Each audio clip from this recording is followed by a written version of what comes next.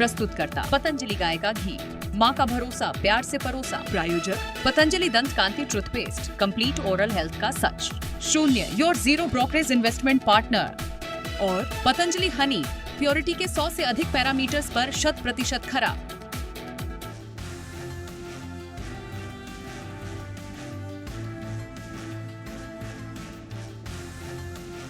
बाजार में निचले स्तरों से देखी शानदार रिकवरी। अंत में निफ्टी 58 अंक गिरकर 25,227 पर हुआ बंद। सेंसेक्स नीचे से सुधरकर हुआ बंद। बैंकिंग फाइनेंशियल से मिला सपोर्ट।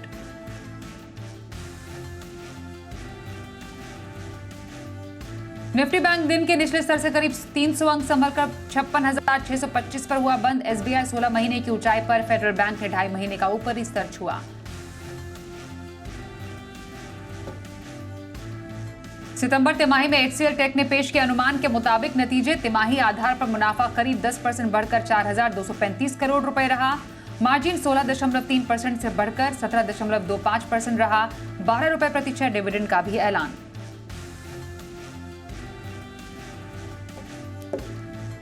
महंगाई के मोर्चे पर बड़ी राहत। सितंबर में रिटेल महंगाई दर घटकर 8 साल के निचले स्तर 1.54% पर आई। खाद्य महंगाई दर घटकर -2.28% पर रही।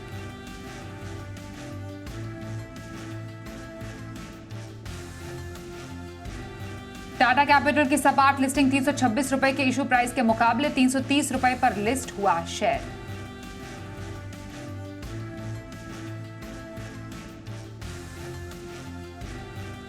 कैनरा एचएसबीसी लाइफ इंश्योरेंस का आईपीओ सुस्त रिस्पांस के साथ दूसरे दिन तक सिर्फ 27% भरा। प्राइस बैंड 100 से 106 रुपए। अनिल सिंघवी की सलाह, रिस्क लेने वाले निवेशक लॉन्ग टर्म के लिए लगाएं पैसे।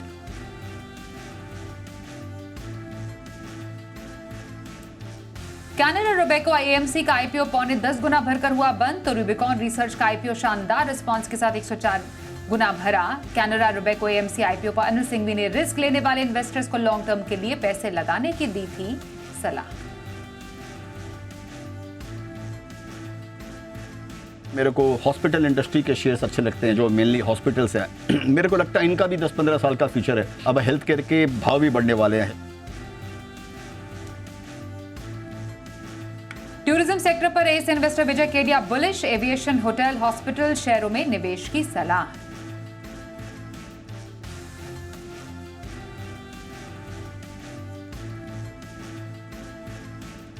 नमस्कार, बाजार आज और कल में आप सभी का स्वागत है। मैं हूं स्वाति रायना। इस शो में हम आपको बताएंगे बाजार में सोमवार का पूरा एक्शन, साथ ही मंगलवार के लिए स्ट्रैटेजी और शेयरों में कमाई के शानदार मौके।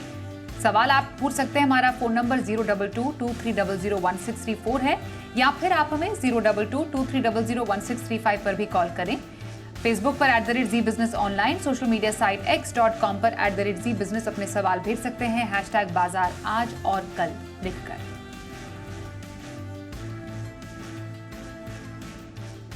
और मंगलवार के आपके बाजार की तैयारी कराएंगे जी बिजनेस के मैनेजिंग एडिटर अनिल सिंघवी। साथ ही खास मेहमान का स्वागत करते हैं प्रॉफिट मार्ट सिक्योरिटी से अविनाश गोरक्षकर हमारे साथ हैं। सर, स्वागत है आपका हमारे आज के शो में।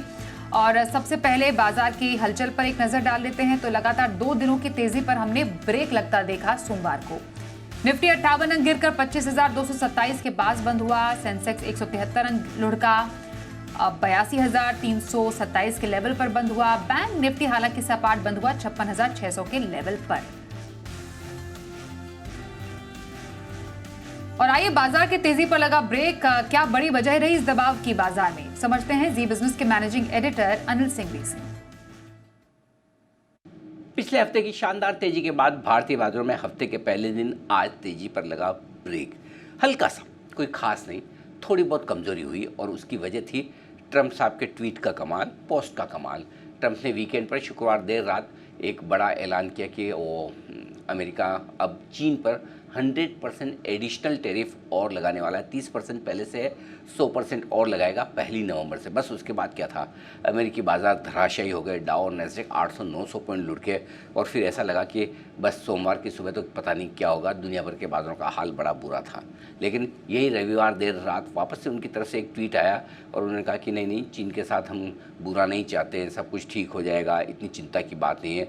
लोगों को समझ में नहीं आया आखिर वो करना क्या चाहते हैं, कहना क्या चाहते हैं, लेकिन रिलीफ जरूर मिली। Dow futures, Nasdaq futures 400-500 point recover हो गए और यही वजह थी कि भारतीय बाजारों पर असर सीमित दिखा। एक तो ये खुद ट्रंप ने अपनी बातों को थोड़ा कम सीरियसली कर लिया और दूसरा ये कि लगातार 4 दिनों से एफआईआईज़ की तरफ से कैश मार्केट में खरीदारी का आंकड़ा आता दिखा है। लगातार 33 दिनों से लोकल फंड्स खरीदारी कर ही रहे हैं, यानी कि फ्लोज के लिहाज से चिंताएं थोड़ी सी कम होती दिख रही। एफआईआईज़ ने अपनी बिकवाली का दबाव कम किया है, हल्की फुल्की खरीदारी शुरू की है। ये अपने आप में काफ़ी था भारतीय बाजारों को सपोर्ट देने के लिहाज से। कमज़ोर शुरुआत होना तय थी। 25,200 जिस लेवल पर शुक्रवार को हमें एक ब्रेकआउट मिला, उससे पहले 3 दिन 25,200 के आसपास आकर निफ्टी अटक रहा था। शुक्रवार को एक बड़ा ब्रेकआउट मिला और आज लगभग सारा समय 25,200 के आसपास निफ्टी ने बिताया। नीचे में 25,150 का सपोर्ट लेकर हम रिकवर जरूर हुए और फाइनली हल्के से नुकसान के साथ 25,225 के आसपास बाजार ने 50-60 अंकों के नुकसान के साथ दी समाप्ति। बैंक निफ्टी कंपैरेटिवली बेहतर था, कंपैरेटिवली मजबूत था। बैंक निफ्टी पर भी 56,500 के ऊपर का ब्रेकआउट शुक्रवार को मिला। आज एक बार के लिए 56,300 के मजबूत सपोर्ट के करीब पहुंचा जरूर बैंक निफ्टी, लेकिन रिकवरी होकर बैंक निफ्टी हरे निशान में बंद होता दिखा और शुक्रवार के हाई जो 56,760 के आसपास के हैं वहाँ तक पहुँचा भी। फाइनली 56,625 की क्लोजिंग अच्छी कही जाएगी। हल्का सा नुकसान 250 अंकों का सेंसेक्स में रहा। मिड कैप इंडेक्स हल्के हरे निशान में तो स्मॉल कैप इंडेक्स हल्के लाल निशान में बंद है। लेकिन ग्लोबल मार्केट की इतनी ढेर सारी खबरें हैं, टेरिफ वॉर की चिंताओं के बीच भारतीय बाजारों ने कह सकते हैं कि कमोवेश बेहतर प्रदर्शन किया और गिरने से इनकार किया। मिला जुला और सेक्टर स्पेसिफिक कारोबार रहा, वो तो अलग बात है कि आईटी और एफएमसीजी शेयरों से दबाव रहा। अदरवाइज ब्रॉडली बाजार में एक अच्छा एक्शन था, स्पेशली फार्मा और हेल्थ केयर शेयर काफ़ी मजबूत रहे। मार्केट इंफ्रा स्टॉक्स में बहुत ही बढ़िया तेजी का एक्शन बनता हुआ दिखा है, तो काफ़ी हद तक बाजार में स्टॉक और सेक्टर स्पेसिफिक एक्शन लौटता हुआ नजर आया। और भले ही आज लाल निशान में इंडेक्स आपको बंद होते हुए दिखे, लेकिन ओवरऑल बाजार का मूड माहौल कमजोरी का बिल्कुल भी नहीं था। एफआईआईज़ और डीआईआईज़ के आंकड़ों पर भी एक नजर अब डाल लेते हैं। एफआईआईज़ विदेशी संस्थागत निवेशकों की तरफ से लगभग 240 करोड़ रुपए की बिकवाली के आंकड़े आए हैं सामने, तो डीआईआईज़ घरेलू संस्थागत निवेशकों ने 2,333 करोड़ रुपए की खरीदारी की है। आइए अब अविनाश जी के पास चलते हैं, हमारे आज के एक्सपर्ट। अविनाश जी, स्वागत है आपका। समझना चाहेंगे बाजार में जो ये हमने तेजी देखी थी कुछ दिनों की, उसके बाद उस पर कुछ एक छोटा सा एक अल्पविराम सा लगता हुआ दिखाई दिया है। क्या फिर से कुछ रिकवरी के संकेत आपको नजर आ रहे हैं? एफआईआईज़ ने कम ही सही पर थोड़ी बिकवाली फिर से की है, क्या संकेत नजर आ रहे हैं? नहीं, बिल्कुल स्वाति, मुझे लगता है कि मार्केट में जो सेलिंग प्रेशर था वो अभी डेफिनेटली एफआईआई का कम हो चुका है और ये एक अच्छी बात है। हालांकि अभी भी नंबर्स मिले जुले हैं, आज का आंकड़ा नेगेटिव है, बट मुझे लग रहा है कि जैसे जैसे नतीजों का सीजन शुरू होगा मेरे ख्याल से वापस थोड़ी बहुत वैल्यू बाइंग आ सकती है। और मुझे लग रहा है कि देखिए अभी नतीजों का सीजन चालू हो गया है, मार्केट में निवेशकों को स्टॉक स्पेसिफिक रवैया ही अपनाना चाहिए, क्योंकि इंडेक्स को तो लेके काफी ऐसे वोलेटिलिटी के ट्रेंड्स देखने को मिले। जैसे अनिल जी ने कहा कि चाइना के खबर वीकेंड पे आई, उसके बाद संडे को उन्होंने थोड़ा सा इनका स्टांस बदला और सुबह तो बाजार काफी नीचे था, बाद में सेकंड हाफ सेशन में एक अच्छा बढ़त आपको ओवरऑल इंडेक्स में देखने को मिला। तो ये जो वोलेटाइल ट्रेंड्स है वो आगे भी चलते रहेंगे, क्योंकि जब तक ग्लोबल वोलेटिलिटी चलेगी, जब तक यूएस से अलग अलग न्यूज आते रहेंगे, तब तक इंडेक्स का एक मूवमेंट जो रहेगा वो ऊपर नीचे ही रहेगा।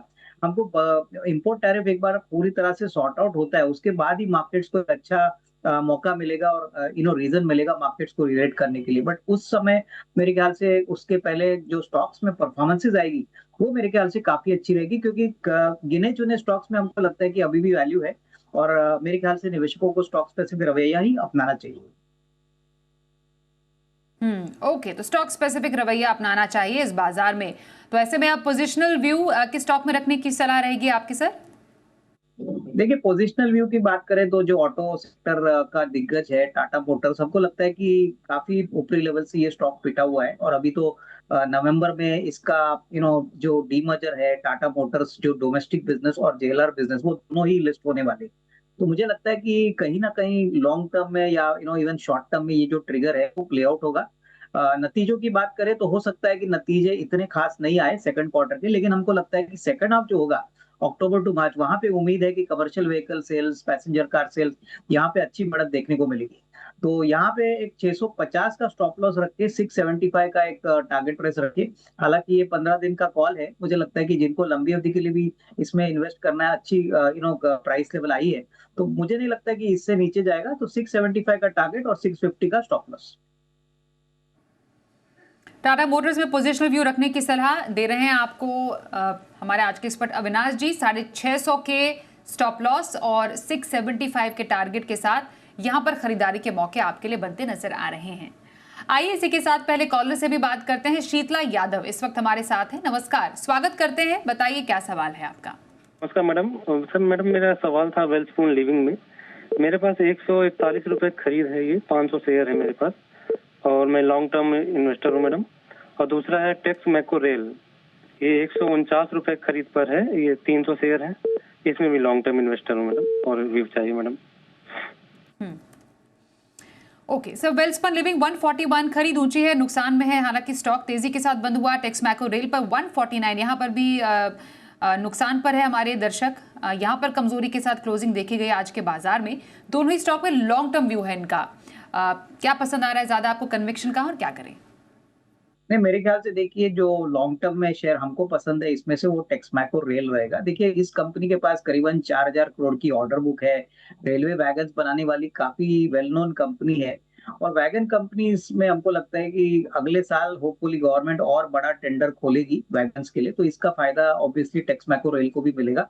तो हालांकि इन्होंने थोड़ी सा ऊपरी लेवल पे जरूर लिया है, मैं इनको यही कहूंगा कि नजरिया कम से कम साल 1.5 साल का रखिए, हो सके तो थोड़ा सा एवरेज करिए। इसमें कोई डाउट नहीं कि कंपनी की जो ग्रोथ है वो काफी स्ट्रांग है, और वैगन्स और रेलवे से जो भी कनेक्टेड कंपनीज है वहां पे अच्छी तेजी आपको आने वाले 12-15 महीने में देखने को मिलेगी। तो टेक्समैको रेल में पोजीशन होल्ड करिए। और स्वाति, दूसरा कौन सा स्टॉक था इनका? लिविंग इन्होंने लिया है 141 पर।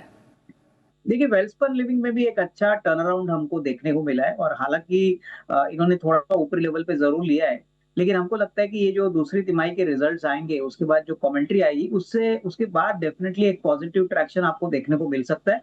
थोड़ा सा टाइम लंबा रखिए, यहाँ पे 12 से 18 महीने का टाइम फ्रेम रखिए, इसमें जरूर अच्छा एक्यूमुलेशन हो रहा है। और कहीं ना कहीं मुझे लगता है कि अगर आपका मीडियम व्यू है तो आपको नॉट ओनली आपकी कॉस्ट प्राइस मिलेगी बट अच्छा खासा रिस्क रिवॉर्ड मिल सकता है। ओके, तो इन दोनों स्टॉक में ज्यादा पसंद टेक्समैको रेल है, जिसमें आप 1-1.5 साल का नजरिया भी रखें और एवरेज भी कर सकते हैं लेवल से। तो बेसिकली दोनों में होल्ड करने की सलाह। गुजरात से विजय जी से बात करते हैं। नमस्कार, स्वागत है, सवाल पूछिए। नमस्ते मैडम जी हेलो। पूछिए। हाँ, मेरे ये दो सवाल मतलब, एक तो आर के स्वामी है, ये 800 की रेट पे 800 शेयर है 274 की रेट पे, और दूसरा है फार्मा सेक्टर में पीपीएल फार्मा में अभी मतलब ले सकते हैं क्या? ओके, तो दो स्टॉक पर सवाल है सर। आर के स्वामी तो लिया है इन्होंने 270 पर। पिरामिल फार्मा क्या अभी इन लेवल पर लेने का सही मौका है, ये भी बताइएगा।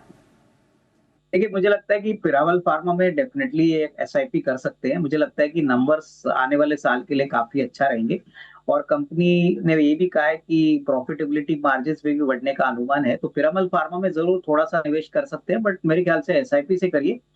थोड़ा निचले लेवल पे स्टॉक मिलेगा तो आपका रिस्क रिवॉर्ड और भी अच्छा रहेगा। और रही बात आर के स्वामी की, तो देखिए इन्होंने बहुत ही ऊपरी लेवल पे ये स्टॉक खरीदा है। 275 पे एंट्री की, अभी प्राइस ऑलमोस्ट आधा हो चुका है। मेरे ख्याल से यहाँ पे अगर वो चाहे तो फेडरल बैंक या टिपिकली कोई दूसरा ऑटो कंपोनेंट शेयर जैसे सुंदरम फास्टनर्स है वहां पे निवेश करिए, क्योंकि लग तो नहीं रहा है कि कोई बड़ा पॉजिटिव सरप्राइज आर के स्वामी में आना पॉसिबल लग रहा है। और यहाँ पे वो अगर 6 से 12 महीने भी इंतजार करते हैं तो कोई बड़ा रिस्क रिवॉर्ड नहीं मिलेगा। तो ये स्विच ही मेरे ख्याल से उनके लिए अच्छा पड़ेगा। थोड़ा सा कैपिटल भी इनका ग्रो हो सकता है, लेकिन नजरिया 12 से 15 महीने रखिए। ओके, तो 12 से 15 महीने का व्यू रखने की सलाह आपके लिए आ रही है आपके स्टॉक पर। अगले सवाल की तरफ बढ़ते हैं। गाजियाबाद से अनिल जी इस वक्त हमारे साथ हैं फोन लाइन पर। नमस्कार, स्वागत है, पूछिए अपना सवाल। नमस्ते मैडम, मैं अनिल शर्मा बोल रहा हूँ गाजियाबाद से जी। मेरा सवाल है अडानी एनर्जी सॉल्यूशन के मैडम 500 शेयर है मेरे पे 1025 के, उन्हें क्या करना चाहिए मैडम? और दूसरा मेरा सवाल है, कितने टाइम के लिए? मैडम 6 महीने के लिए। ठीक है, ओके। और दूसरा सवाल है मैडम, पावर स्टॉक लेना चाहता हूँ, कौन सा पावर स्टॉक बढ़िया रहेगा मैडम? ओके सर, पहले अडानी एनर्जी पर व्यू लेना चाहेंगे। 6 महीने का व्यू लेकर चल रहे हैं। 1025 की इनकी खरीद है, ऊंची खरीद के चलते नुकसान में भी है, पर 6 महीने में क्या ये इस नुकसान की भरपाई कर पाएंगे? और पावर स्टॉक में कुछ खास पसंद आपकी इस मौके पर? नहीं देखिए, मेरे ख्याल से अडानी एनर्जी में अगर ये सिर्फ 6 महीने में रिटर्न एक्सपेक्ट करना चाहते हैं तो मेरे ख्याल से एक 920 925 का स्टॉप लॉस रखिए, क्योंकि प्योरली शॉर्ट टर्म ट्रेड है। और अगर ऊपर जाता है मेरे ख्याल से तो डेफिनेटली 1050 1060 और मेरे ख्याल से 1100 का लेवल पॉसिबल लग रहा है, क्योंकि रिजल्ट्स अच्छे आने की उम्मीद है। रिजल्ट अगर अच्छे आते हैं तो ऑब्वियसली थोड़ा बहुत स्टॉक में एक अच्छी तेजी आपको देखने को मिलेगी। फंडामेंटली देखिए, अगर ऐसे स्टॉक में आपको अच्छा बड़ा पैसा बनाना है तो आपको कम से कम 12-18 महीने का टाइम फ्रेम यहाँ पे निवेश करना है, क्योंकि ऐसे शेयर्स में री रेटिंग जो होती है वो ग्रेजुअली होती है। तो मैं ये कहूंगा कि अगर 6 मंथ्स का नजरिया है तो एक स्टॉप लॉस रखिए और उसके बाद काम करिए। और रही बात कोई पावर शेयर में, तो मुझे लगता है कि देखिए टाटा पावर है, टोरेंट पावर है, उसके बाद डिस्ट्रीब्यूशन में केईसी इंटरनेशनल है, ये बहुत ही दिग्गज कंपनियां हैं। अगर ये भी स्टॉक्स अगर आप लेना चाहते हो तो कम से कम 6 से 8 महीने का टाइम फ्रेम लेके ही काम करिए। केईसी इंटरनेशनल हमारा पसंदीदा स्टॉक है। हमको लगता है कि ये क्वार्टर के नंबर भी काफी तगड़े आएंगे। यहाँ पे करीबन एटलीस्ट फर्स्ट टारगेट 950 रुपए का बनता है। बिल्कुल। तो ये रही आपके लिए सलाह। केईसी इंटरनेशनल में 950 तक के टारगेट मिल सकते हैं, यहाँ पर खरीदारी आप कर सकते हैं आपकी पसंद के मुताबिक। आइए अगले सवाल की तरफ बढ़ते हैं। राजकोट से भगवान जी इस वक्त हमारे साथ हैं। नमस्कार सर, स्वागत है। क्या सवाल है आपका? नमस्कार मैडम, अविनाश जी से मेरा प्रश्न है एनटीपीसी पर। 1 साल का व्यू है मेरा, Okay. अभी 10% ग्रोथ में हो। एनटीपीसी का 1 साल के लिए क्या अविनाश जी का राय है? सर अभी तो फिलहाल कह रहे लॉस में है। आज तो बड़े अच्छे क्लोजिंग स्टॉक की हमने देखी। अब नुकसान है तो क्या अभी फिलहाल व्यू रख रहे हैं आप इस स्टॉक पर? देखिए, मुझे पता नहीं कौन से रेट पे इन्होंने खरीदा है, लेकिन देखिए पावर स्टॉक में मुझे लगता है अगर आपका नजरिया 1 साल का है तो मोटा मोटी मुझे लगता है कि अगर आपको मेरे ख्याल से 13-14% भी मिलता है तो आपको एक अच्छा रिस्क रिवॉर्ड मिलना चाहिए। तो आई थिंक डेफिनेटली होल्ड करें। देखिए, जिस प्रकार का थर्मल एनर्जी का एडिशन एनटीपी से अभी 1 साल करेगा और जिस प्रकार के रेट्स में बढ़ोतरी मिल रही है, मुझे लगता है कि डेफिनेटली पावर जनरेशन में सरकारी कंपनी सही लेकिन काफी दिग्गज स्टॉक है। यहाँ पे मेरे ख्याल से 341 है, तो करीबन 360 का एक शॉर्ट टर्म का एक टारगेट आपको देखना चाहिए, क्योंकि 1 साल में कभी हो सकता है कि शायद स्टॉक इतना ना चले, क्योंकि ये सारे लॉन्ग टर्म बिजनेसेस होते हैं। यहाँ पे एक 6 to 12 मंथ्स का टाइम फ्रेम भी काफी शॉर्ट होता है, बट एटलीस्ट 6 to 8 मंथ्स में 365 का अगर टारगेट मिलता है तो आप पोजीशन हल्का करिए। अगर आपका नजरिया 12 से 15 महीने का है तो ही आपको इससे काफी अच्छा रिस्क रिवॉर्ड मिलेगा, तभी price reward will be better than the short term. तो शॉर्ट टर्म के बजाय लॉन्ग टर्म एनटीपीसी में आपके लिए बने रहने की सलाह आ रही है। 6 महीने तक 365 का टारगेट आ सकता है, पर अच्छा रिस्क रिवॉर्ड चाहते हैं तो लॉन्ग टर्म के लिए इसमें बने रहें। ओके, आगे बढ़ते हैं और हमारे साथ एक और दर्शक फोन लाइन पर शामिल हो चुके हैं। चंद्रशेखर जी हैं इस वक्त हमारे साथ। स्वागत करते हैं सर, क्या सवाल है आपका? हाँ जी, मैं पूछना चाह रहा था ट्रेंट और टाटा मोटर्स पे मेरा प्रश्न है। ट्रेंट मैंने 15 शेयर है मेरे 6765 के, और टाटा Okay. मोटर्स है 150 शेयर 734 के। कब तक के लिए व्यू लेना चाह रहे हैं? Long term. Sir long term में ट्रेंड 6765 पर इनकी खरीद है, टाटा मोटर्स 734। क्या करें इस खरीद भाव पर अब लॉन्ग टर्म के लिए? नहीं देखिए, इन्होंने लॉन्ग टर्म कहा है तो अगर इनका नजरिया 1.5-2 साल है तो मैं कहूंगा कि दोनों शेयर्स में एवरेज करिए, थोड़ा थोड़ा एसआईपी करिए, थोड़ा आपका एवरेज कॉस्ट कम हो जाएगा। ट्रेंड में हमने देखा है कि ये जो सेकंड क्वार्टर भी आया वहां पे थोड़ा ग्रोथ स्लो डाउन हो गया था, तो इसलिए मार्केट्स को ये नतीजे पसंद नहीं आए। लेकिन ये टाटा ग्रुप कंपनी है, मुझे लगता है कि रिटेल का मार्केट बहुत बड़ा है। आने वाले सेकंड हाफ में होपफुली रिटेल कंपनी का जो प्रदर्शन होता है वो नॉर्मली अच्छा होता है, तो इसमें कोई डाउट नहीं कि लॉन्ग टर्म तो ट्रेंड काफी अच्छा परफॉर्मेंस दिखाएगा, लेकिन शॉर्ट टर्म में अंडर परफॉर्म कर रहे हैं। तो ऐसा ही टाइम है जब आपको थोड़ा सा निचले लेवल पे एवरेज करना चाहिए। बट नजरिया थोड़ा सा लॉन्ग टर्म रखिए, एटलीस्ट 18 से 24 मंथ्स। और टाटा मोटर्स, जैसे मैंने अभी आपको कहा, पोजिशनल बेट था मेरा। मुझे लगता है कि देखिए टाटा मोटर्स बहुत ही अच्छे अट्रैक्टिव लेवल पे आया है। काफी नेगेटिविटी ऑलरेडी कंपनी ने डिस्काउंट कर दी अपने प्राइस में। और ये जब डीमर्जर होगा तभी मुझे लगता है कि जेएलआर का शेयर जब मिलेगा तभी अच्छी रेटिंग मिलेगी। तो कहीं ना कहीं थोड़ा सा एवरेज करिए, इसका अच्छा फायदा होगा। और ये मेरे ख्याल से 12 से 15 महीने में आपको एक अच्छा रिस्क रिवॉर्ड मिलेगा, क्योंकि अभी आपके हाथ में दो कंपनियां होंगी, एक जेएलआर की बिजनेस वाली और एक डोमेस्टिक बिजनेस वाली। तो यहाँ से रिस्क रिवॉर्ड डेफिनेटली अच्छा होगा अगले 12-15 महीने में। जी, तो रही आपके दोनों स्टॉक्स पर राय अविनाश जी की तरफ से। एक ब्रेक भी लेंगे, आगे हम ऑप्शन कॉल के लिए बात करेंगे एसएमसी ग्लोबल के नितिन मुरारका से। बने रहिए हमारे साथ।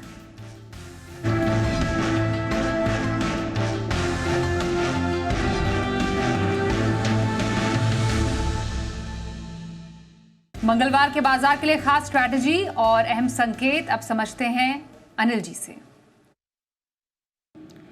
कल का सेशन भारतीय बाजारों के लिए ट्रेडिंग के लिहाज से बेहद अहमियत वाला होगा। पहला तो इसलिए कि कल निफ्टी की वीकली एक्सपायरी भी है, और दूसरा इसलिए कि आज हम बड़ी गिरावट से बच गए और हमारे बाजारों के बंद होने के वक्त अमेरिकी फ्यूचर्स काफ़ी दमदार प्रदर्शन कर रहे थे। लगभग 450 अंकों की मजबूती डाउ और नैस्डैक फ्यूचर्स में दिख रही थी। लेकिन अमेरिकी बाजार हैं बड़े वोलेटाइल, तो देखना होगा कि अमेरिकी बाजारों की आज रिकवरी किस तरह की होती है। थोड़ा असर उसका भारतीय बाजारों पर पड़ेगा ज़रूर। इसके अलावा जो तीसरा बड़ा फैक्टर होगा वो ये कि आज के सेशन में जो ज़्यादातर वक्त लाल निशान में निफ्टी ने कारोबार किया, उसमें बिकवाली किसने की है? क्या एफआईज की तरफ से बड़ी बिकवाली का आंकड़ा दिखता है, छोटा दिखता है, या फिर ट्रेडर्स ही बेच कर गए हों, लोकल फंड्स और एफआईज नहीं? तो ये आंकड़े बड़े इंटरेस्टिंग और अहम होंगे, जिनके दम पर कल हम आगे बढ़ने की कोशिश करेंगे। सपोर्ट बाजार के लिए ऊपर की तरफ शिफ्ट होता दिख रहा है। 25,050, 25,150 कल निफ्टी पर आपके लिए मजबूत सपोर्ट के तौर पर काम करेगा। ऊपरी स्तरों पर 25,325 से लेकर 25,450 तक की रेंज होगी, जहाँ पर जाकर निफ्टी में आपको प्रॉफिट बुकिंग आती हुई नजर आएगी। जहाँ तक सवाल बैंक निफ्टी का है, 56,300, 56,400 कल आपके लिए मजबूत सपोर्ट का काम करेगा। ऊपरी स्तरों पर 56,850 से लेकर 56,975 की रेंज बैंक निफ्टी पर मुनाफा वसूली के लिहाज से ठीक होगी। जहाँ तक मिड कैप स्मॉल कैप शेयरों का सवाल है, बहुत ज़्यादा क्लियर कट डायरेक्शन है नहीं। वैसे स्मॉल कैप इंडेक्स के मुकाबले में मिड कैप शेयर ज़्यादा बेहतर है, लेकिन पूरी तरह से ये निर्भर करेंगे दिग्गजों के डायरेक्शन पर। और अगर दिग्गज शेयरों में एक्शन तेजी की तरफ रहा, जो कि रहना चाहिए, बाजार का मोमेंटम तो स्ट्रॉन्ग है, पहले और इंपॉर्टेंट सपोर्ट लेवल पर बाजार रुक भी रहे हैं, तो उम्मीद करें कल वीकली एक्सपायरी के दिन भी ऐसा ही हो। अगर अच्छे संकेत मिल गए तो सीधा हम गैप से ऊपर खुल के 25,300, 325 के आसपास खुलकर फिर और देखेंगे। और अगर ऐसा ना हुआ, थोड़ा नीचे खुले, तो 25,050, 25,150 की रेंज में बाजार सपोर्ट लेकर फिर से बढ़ने की कोशिश करेगा। सो ओवरऑल अच्छा कारोबार रहने की कल आप उम्मीद कर सकते हैं। वीकली एक्सपायरी का दिन है, कुछ बड़ा एक्शन आपको सेकंड हाफ में आते हुए दिख भी सकता है, और नतीजों का सीजन भी थोड़ा जोर पकड़ते हुए दिखेगा। HCL टेक के नतीजे आएंगे, कल टेक महिंद्रा के नतीजे आने वाले हैं, तो काफ़ी कुछ IT शेयरों पर भी इस लिहाज से बाजार का रहेगा फोकस। और हाँ, एक और बड़ी बात, कल अब तक के सबसे ज़्यादा रेस्पॉन्स वाले IPO LG इलेक्ट्रॉनिक्स की लिस्टिंग भी है, और बाजार की नज़र उस लिस्टिंग पर भी बनी रहेगी। और आइए ऑप्शन स्ट्रैटेजी के लिए बात कर लेते हैं एसएमसी ग्लोबल के नितिन मुरारका से। नितिन जी, स्वागत है। स्ट्रैटेजी जानना चाहेंगे आपसे अब मंगलवार के बाजार के लिए। देखिए, कल वीकली एक्सपायरी और व्यू पॉजिटिव रखना चाहिए कल के दिन में, और आपको ट्रेड करना चाहिए 25,400 स्ट्राइक की कॉल ऑप्शन, जिसकी एक्सपायरी 20 तारीख की है, यानी कल के बाद वाले वीक की एक्सपायरी है। ये आपको 85 के आसपास मिलेगी, इसे खरीदना है। 25,400 की कॉल ऑप्शन, इसका स्टॉप लॉस बनेगा 55 का, और ऊपर टारगेट करीब बन सकते हैं 135 तक के, 135, 140 तक के। तो हम 25,400 की कॉल ऑप्शन पे बेट करेंगे। 25,400 की कॉल ऑप्शन पर बेट करने की सलाह नितिन जी की तरफ से। 20 अक्टूबर की एक्सपायरी है, 85 पर खरीदें। स्टॉप लॉस बनेगा 55 का, टारगेट 135 का पहला, 140 के दूसरे लगाकर आप यहां बना सकते हैं स्ट्रैटेजी। धन्यवाद करेंगे बातचीत करने के लिए हमसे ऑप्शन स्ट्रैटेजी पर। ओके, आइए आगे बढ़ते हैं और लॉन्ग टर्म स्ट्रैटेजी आपकी जानना चाहेंगे अविनाश जी, क्या रहेगी? स्वाति, लॉन्ग टर्म स्ट्रेटेजी में एक बहुत इंटरेस्टिंग कंपनी है जो बहुत BSE NSE पे लिस्टेड है, और कंपनी का नाम है affordable robotic and automation limited. ये कंट्री की पहली रोबोटिक कंपनी है जो बहुत fixed as well as mobile robots बनाती है। इनके 3 डिविजन्स है। एक तो रोबोटिक जो बेसिकली मैन्युफैक्चरिंग सेक्टर के लिए ये फिक्स्ड रोबोट्स बनाते हैं। दूसरा इनका ऑटोमेटेड कार पार्किंग का बिजनेस है, और तीसरा इनका एक यूनिट है जो यूएस वेयरहाउस बिजनेस को केटर करता है। पिछला साल थोड़ा चैलेंजिंग था, करीबन 163 करोड़ पे नेट लॉस था, इनफैक्ट करीबन 12 करोड़ का, लेकिन ये स्टैंड अलोन पे इन्होंने 6 करोड़ का प्रॉफिट किया था। अभी इंटरेस्टिंग बात है कि सेकंड क्वार्टर में कंपनी ने 4.5 करोड़ का प्रॉफिट कंसोलिडेटेड बेसिस पे किया है, और कंपनी मानती है कि जो उनका यूएस बिजनेस है वो पूरे साल के लिए अगले साल करीबन 4.5-5 करोड़ का प्रॉफिट कमाएगा। पूरे साल का हमारा अनुमान है कि करीबन 11 से 12 करोड़ का प्रॉफिट आएगा। तो कंप्लीट टर्न अराउंड स्टोरी है, लेकिन हमको लग रहा है कि रोबोटिक्स में जिस प्रकार से growth US markets opportunities company को देगी, मेरे ख्याल से डेफिनेटली आने वाला 12 से 15 महीने इनके लिए काफी अच्छा रहेगा। स्टॉक ने थोड़ा बहुत एक्शन आज ऑलरेडी देखा है, पर मुझे लगता है कि काफी बड़े ऑर्डर्स इस साल आने की उम्मीद है और अगले साल भी काफी अच्छा आएगा। तो इस साल 11-12 करोड़ का प्रॉफिट और अगले साल 25 करोड़ का प्रॉफिट आने का एक्सपेक्टेशन है। तो हमको लगता है कि ये थोड़ा सा अगर माइल्डली करेक्ट होता है तो खरीदने का मौका समझ लीजिए। करीबन 330 का टारगेट प्राइस लेके यहाँ पे अगले 8 से 12 महीने में एक निवेश का मौका बन सकता है। ओके, तो 330 तक के टारगेट के लिए अफोर्ड रोबन ऑटो लिमिटेड में खरीदारी की सलाह लॉन्ग टर्म के लिए आ रही है अविनाश जी की ओर से। धन्यवाद करेंगे सर आपका हमारे साथ आज इस शो में शामिल होने के लिए। एक छोटा ब्रेक लेते हैं, आप देखते रहिए जी बिजनेस।